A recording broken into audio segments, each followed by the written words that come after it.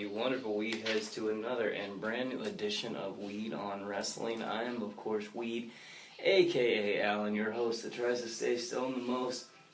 And here on Weed on Wrestling, I get super baked and talk about all things WWE. And we got a special one tonight, ladies and gentlemen.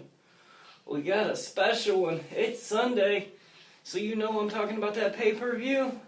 That Raw brand pay-per-view of Payback.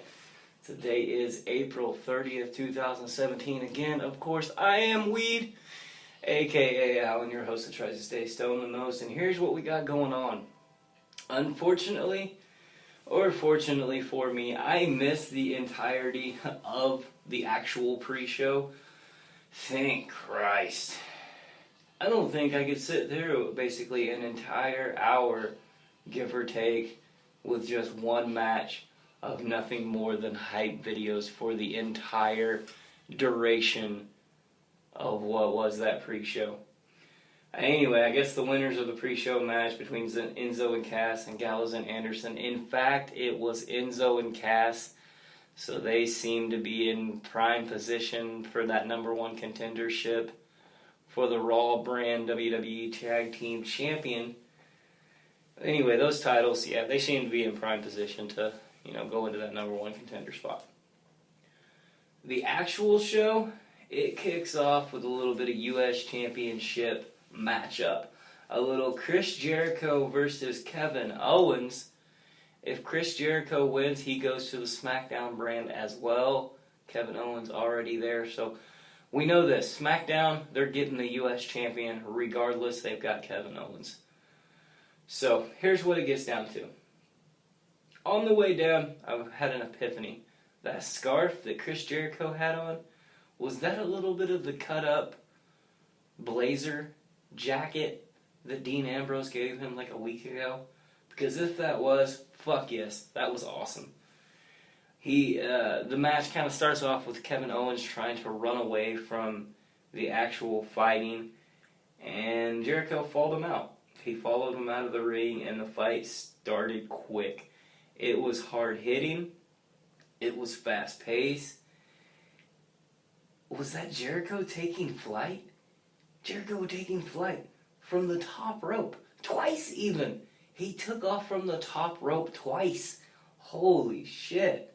It was a great back and forth. I mean, yeah, it kind of got carried away, and it ran a little longer than it should have, but it was good. It was a great match that I thought was very predictable. I thought I knew what it was going to be on paper, and I just assumed, but holy shit did I assume wrong. There was Jericho in the match. He was involved, so you knew there was going to be a few moments of brilliance in there.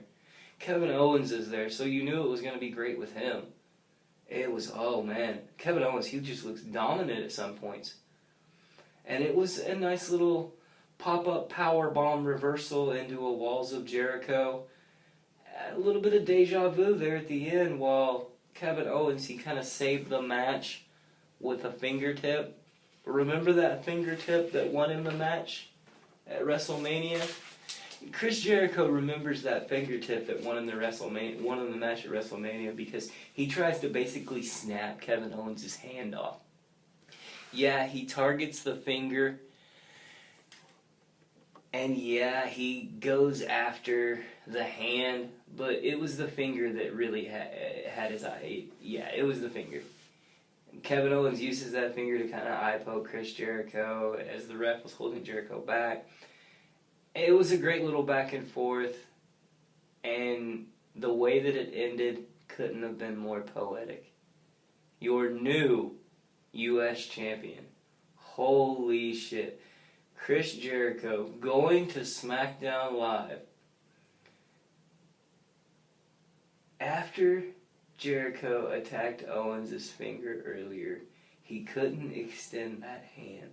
He couldn't reach out with his finger like he did before and grasp the bottom rope and break the submission hold.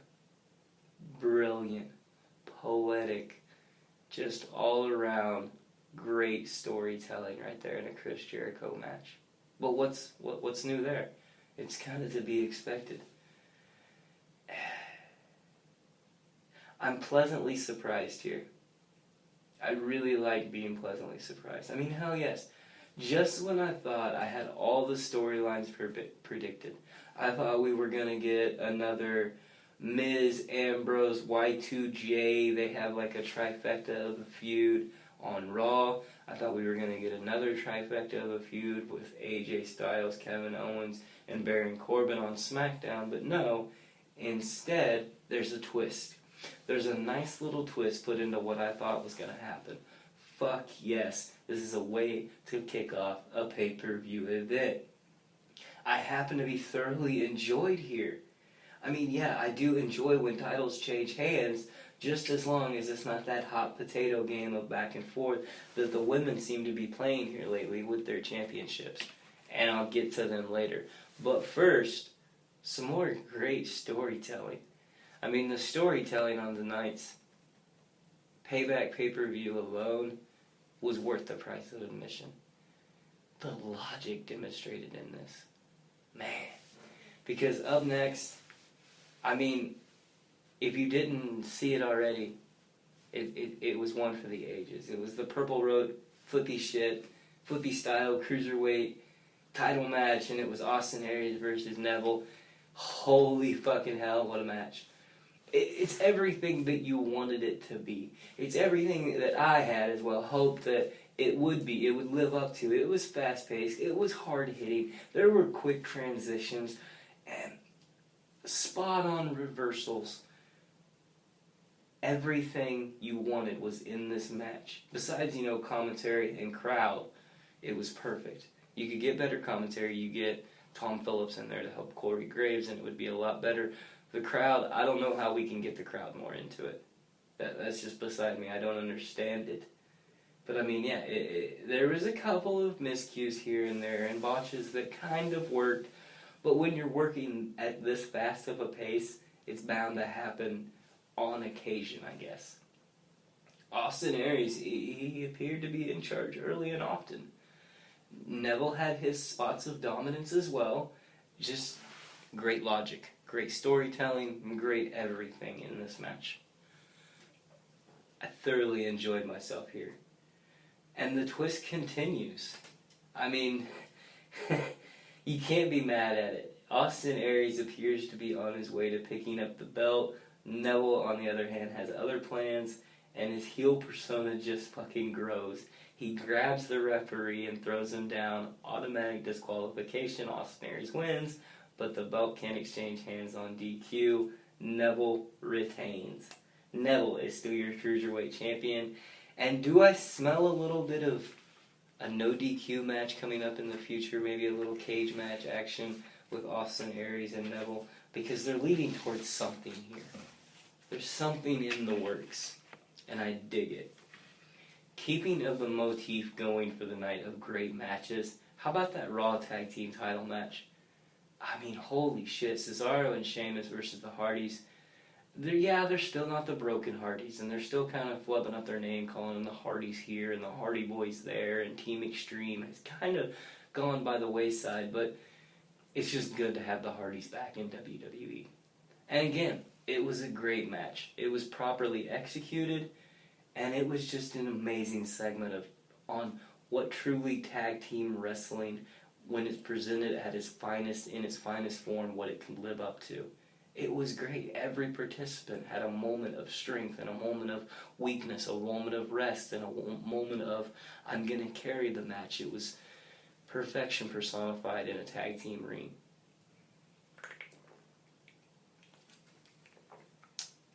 It was just all around good.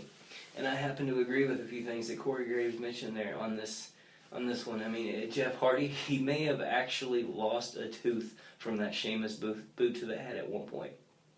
You mix that in with the 20 spins that Matt Hardy took from Cesaro and all the blood that ran down his, or I guess you say up his face, because of the way that he was spinning, it ran up to his eye from his mouth. Fucking hell, what a match. Swanton Bomb from Jeff Hardy at the end while Sheamus was pinning Matt, and Matt took the brunt of it through Cesaro. Oh, it was just genius. Hardys win, Hardys retain in an epic tag team match. And there at the end, we were shown a nice little compassion.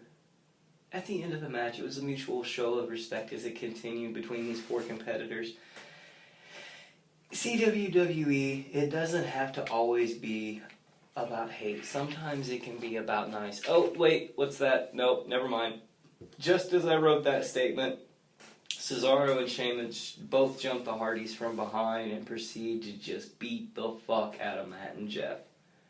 It's a good way to get some heelish heat for Cesaro, and you know, we expect nothing less from Sheamus. But yeah, it helps in the storyline of the tag team picture. So I guess we shouldn't wonder about who's next, but rather what's next for these four. Because are they going to get a rematch? Where does Enzo and Cass fall in here? What about Gallows and Anderson? When's Balor coming back and forming the club? Come on, I have questions with this tag team division picture. But I ain't even mad about it. It helped in the storyline here. And I mean, something had to give in their mutual beat-off session. That little storyline that they've been telling, oh, we're all friends here, no, that had to go. So I'm happy about that. What I'm really happy about is up next, and that was the Raw Women's Championship match between Alexa Bliss and Bayley. I was wondering how Sasha Banks was going to get involved. I'm glad she didn't. I mean, yeah, we got what a fucking pop that was for Bayley. Can I point that out for just a moment? I guess I'm in the minority here for being over and past the whole Bayley image thing. And then again, she is in her hometown, so it was kind of a biased crowd. But, oh man, she got a pop. And how about that heel work by Alexa Bliss? Some amazingness there from Alexa Bliss, similar to that of Chris Jericho, the way that she mocks him in the ring and talks to the ref, and her crowd work, and her just overall talkativeness and taunts. Yeah. And I mean, shit, the boos alone speak for themselves. Other than that, it was a good match, and I loved every minute of it, because Alexa Bliss quickly becoming my go-to woman. If I say you need to watch a wrestler, she's my go-to as far as on the main roster WWE. I know there's better out there, but main roster WWE, right now Alexa Bliss happens to have my attention. Both stars look good. I mean, yeah, they look good enough. It was still a good match. It just seemed a little sluggish and predictable. And that was until Alexa Bliss kicked out of that little Macho Man Randy Savage-esque elbow from the top rope that Bayley did. And then at the end, Alexa Bliss hits one more amazing DDT and becomes the first ever SmackDown and Raw Women's Champion. Man, I sure do love me some of this 5 feet of furiness. So Alexa Bliss, you're Raw Women's Champion right now. So yeah, my sworn moment of the night has to be this. It's the work that Alexa Bliss continues to do. Anything she's involved in right now is reminiscent of that of Jericho. Even the way that she dresses, to the way that she mocks her opponent in the middle of the match. Fuck yes. Fuck yes, Miss Bliss. Give me some more of that, continually getting more confidence and continually getting better in the ring. Your in-ring ability continues to be on par with those that is of your peers. If you could get above that, then I would have really high praise. But yeah, I love me some of this shit right here, so give me some more, please. Then things got confusing. Things just stretched out and seemed to be anticlimactic. It was the 5th match of the night, and it was the House of Horrors match. Randy Orton taking on Bray Wyatt in whatever the fuck this Hardy Boys Compound rip-off match is supposed to be. Alright, I got a lot of talking points, but I'm going to go through it really fast here, because there was a lot going on with this match. First off, Randy Orton shows up in a limo. That's the first thing that happens. He's shirtless, shows up in a limo, and he doesn't have on his regular tights. He has on black jeans. Alright, whatever. And then there's a random reversing driverless tractor that we get to watch. Stuff that is blatantly filmed with black lights. And yeah, Bray Wyatt can control electricity now. So that's a thing. Bray Wyatt controlling electricity. Got that to look forward to. The fighting finally starts whenever Wyatt, he basically hits Orton from behind and then kind of throws him against the window, shattering it while welcoming Randy to hell. I mean, at least we kept with the pleasantries while we were there. That was nice. Bray, he kind of took off right in the middle of their fighting and just randomly walked throughout the house, and it wasn't really that scary of a house. It was basically like a rental. It was a rental house that they just kind of went through and destroyed. And Orton followed him through, and there was flesh with creepy baby dolls and like a random spot where Bray tried to drag him through a wall or choke him through a wall. Confusing. It was confusing. Orton gets thrown kind of through a closet or through a wall at some point and then smacked with a baby carriage.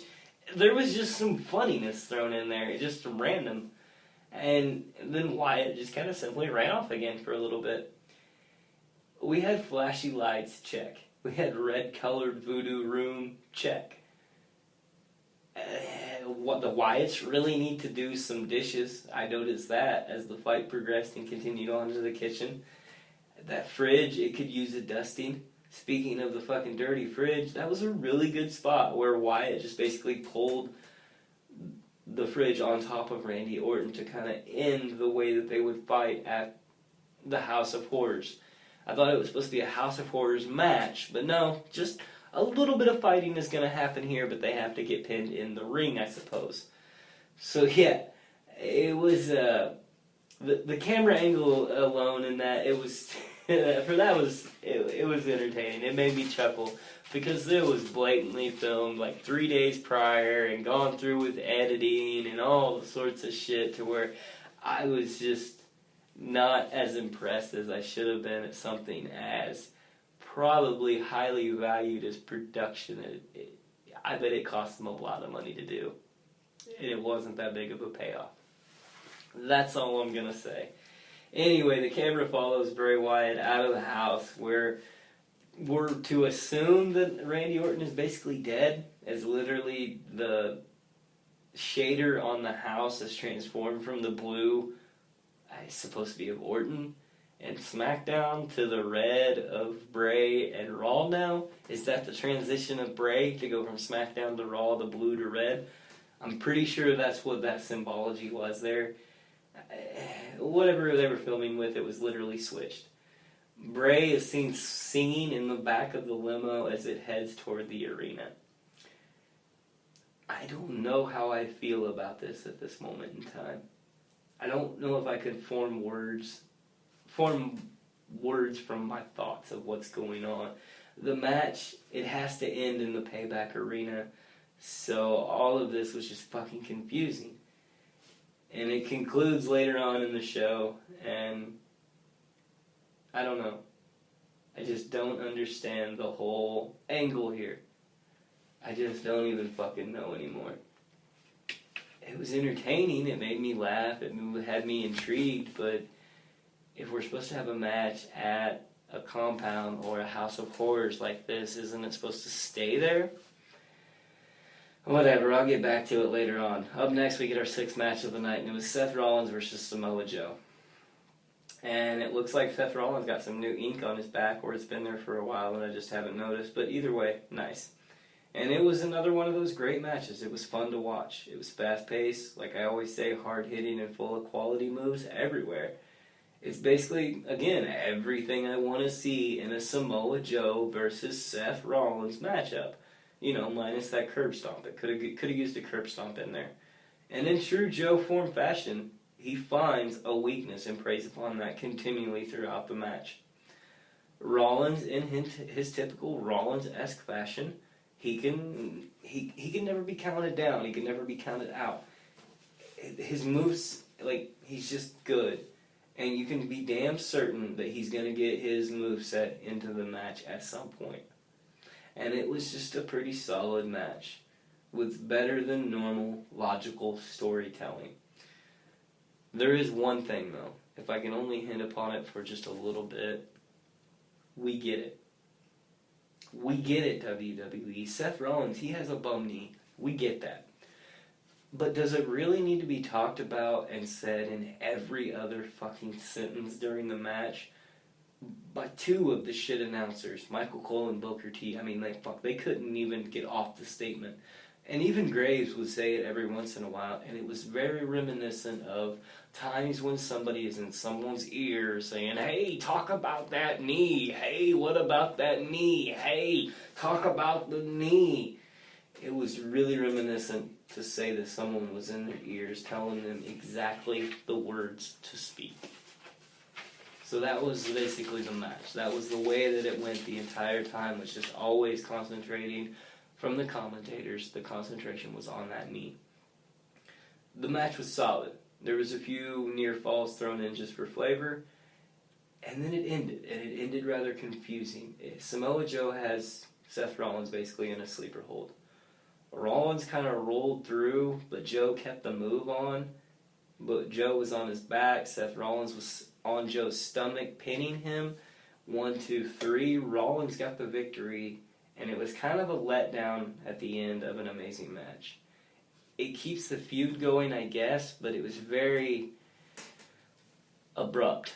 Almost like, hey, we need 5 more minutes at the end of the show. Cut it here. And they cut it early.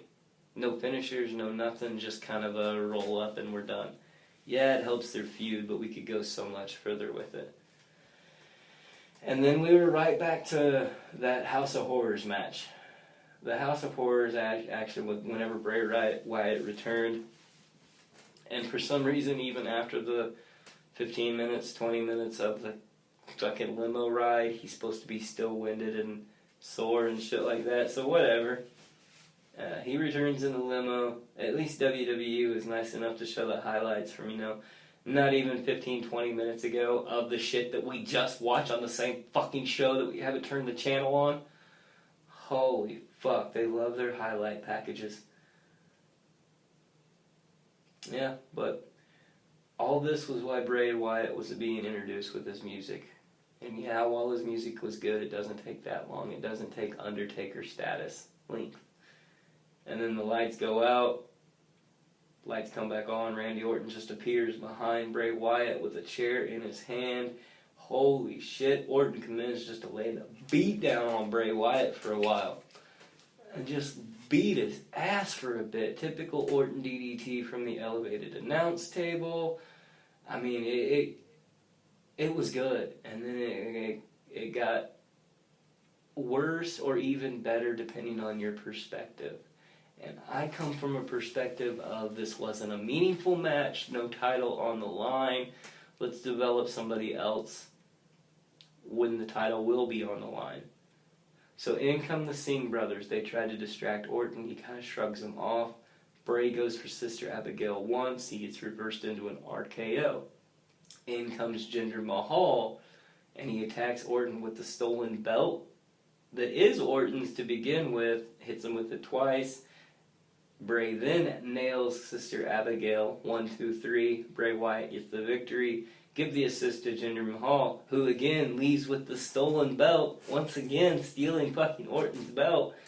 And yeah, it was kind of a letdown at the end. But again, the WWE, they're playing the long game factor here. They're further developing that Jinder Mahal, Randy Orton feud and storyline here, and I don't mind it. And plus, earlier in that match, that acknowledgement of from the blue to the red, to the transition from SmackDown to Raw, the acknowledgement of Bray Wyatt. Now he's a member of the Raw roster. What's to happen with him? Is he still controlling Braun Strowman? Where does all this factor in? What about Eric Rowan? Where's Luke Harper throughout all this? It could all be developed even further. So it's not all bad, I guess. It's not all bad. And then you got my main man, my dude, Bray Wyatt. He picked up a victory at another pay-per-view. I can't just gloss over that. I can't just continue on without at least mentioning that Bray wins at a pay-per-view again, and I'm happy about that. 2 out of 3 ain't bad, I guess. My what about me? What about Raven missing Superstar of the Night? This one's a hard one. I mean, pay-per-views are especially hard because the card is usually set and we know what we're getting when we come into it. So, this one, This one's personal for me. It's someone who should have had a match tonight, but didn't. No, I'm not talking about our champion, Brock Lesnar, once again. I've learned to expect just him not to be there. No, this one, it's got to go with Finn Balor. Where's Finn? Where's the Demon King? That's my question. I know he's been injured and we haven't had a proper time to introduce a storyline with him and to kind of develop him into a title line picture. But the least we could have did was say, hey, if you win this match, you could have your guaranteed rematch for the Universal Championship. He is owed one. He relinquished it on his own free will. How do we incorporate him back into the main picture? That's where we're at with Finn. So he's my what about me? What about Raven missing superstar of the night? Finn Balor, the Demon King. Match number 7 of the night. It was the main event, and it was Braun Strowman versus Roman Reigns. And before the match even begins, I automatically know I have my botch of the night right here. Fuck you, WWE, for putting that shit stain of a human being on a main event spot. Why? Why is Roman Reigns in this spot? It's not a championship match. There's no meaningful resolution or resolving of a feud. There's no match for that. No. Let's just throw Roman fucking Reigns' stupid ass, his fucking no-selling piece of shit, logistically ass, in the main event for no goddamn reason. So yeah, botch you WWE motherfuckers who booked this show in this way. Why not put Jericho Owens as your main event? Why not put the Hardy Boys as your main event? Why not put Bliss versus Bayley as your main event? There was so many other matches. If you want to put no reason whatsoever matches as the main event, put your House of Horrors match as the main event. It could have ended in the house. But no, instead we got to end the fucking pay-per-view with Roman Reigns and Braun Strowman. Just bad. The match started off, fucking Roman just comes in throwing fists before the match even starts, like he always does, like a little bitch boy that he is. And Braun took it. He looked dominant as fuck. Throwing Roman through fucking steel stairs, against announce tables, on the fucking ring aprons and shit like that. It was good.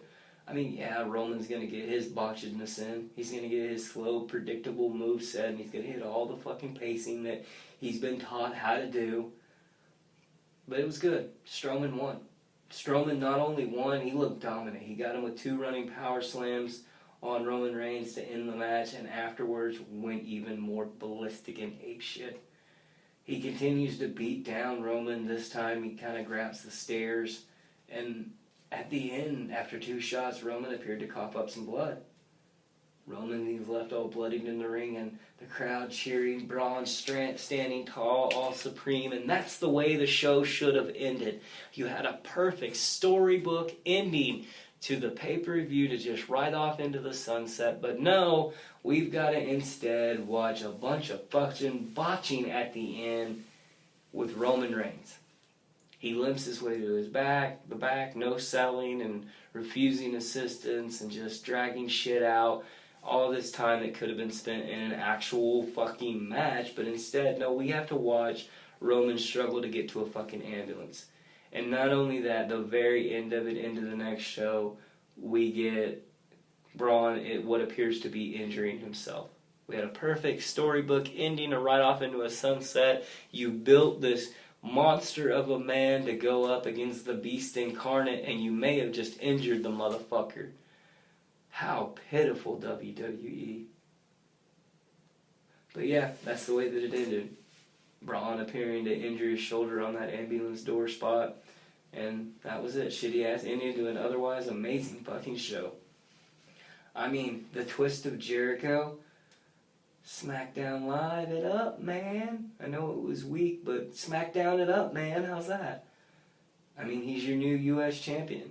Speaking of new champions, how about that Alexa Bliss? As she continues just to shine and show her worth among this women's revolution, and then we have the Hardy Boys retaining. Yeah, they're left all battered and bruised as Cesaro and Sheamus go full dickhead mode on them, but it was good. And speaking of going full dickhead mode, How about that great heel work by not only Neville, as he retained by the bullshit grabbing of the ref move, but how about Jinder Mahal coming in there? Still has the stolen belt, still has his lackeys with him, still running in, interrupting Randy Orton. Is this what it's going to take to build out, to bring out that Viper again, to bring out that killer instinct, that legend killer that Randy Orton's been known to be? Is this what it takes? But otherwise, fucking Jinder Mahal, steroids and all, it's never got so many boos and looks so fucking impressive. He's a full-fledged, un-American bad guy that everyone can hate equally. Vince really does love big, sweaty men. Jesus. And if you look at the Seth Rollins Samoa Joe finish, it seemed a little bit rushed, but I think that it was rushed just so this dumbass Roman Reigns could stumble his way to the back and get a couple extra minutes on screen to limp around and waste everybody's time. Well, he no-sells his next moveset. But yeah, I'm getting stuck on the Roman Reigns factor, and I tend to do that whenever he ends a show because it's just bad whenever he ends it, but it was good. And it was, the overall feeling of the show was that it was a great advancement of all things storyline. Jericho moving over to SmackDown, that opens up a whole new world of possibilities for him on that brand, but we're not there yet. Let's talk about Raw. Where do they go? You have the Intercontinental Championship. I'm sensing a little Dean Ambrose Miz action there. You're also going to have to incorporate other characters in the scenario. You have the Universal Champion with Brock being gone. Braun looks injured. What about Roman? He was coughing up blood. Where does everybody fit in?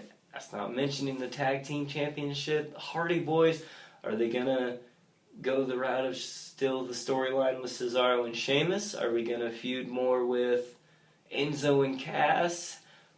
Are we ever going to get broken?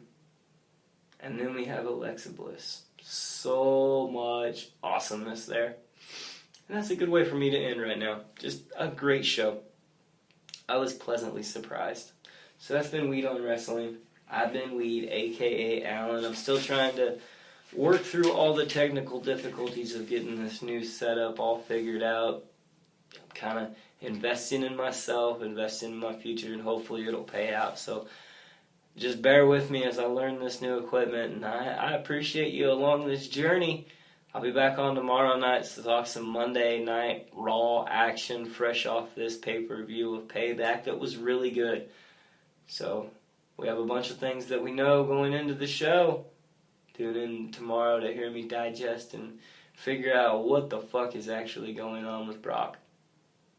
Yeah, I'll be back on tomorrow. Talk a little Weed on Raw. Again, I've been Weed, a.k.a. Alan, your host that tries to stay stoned the most. You can find me in all the normal places. That's SoundCloud, iTunes, YouTube, Spreaker Radio. And, of course, Twitter, it's at Weed on Wrestling. That's all one word, Weed on Wrestling. We say we get the fuck out of here. You guys take care of yourselves. Take care of each other out there. Yeah, let's do get the fuck out of here.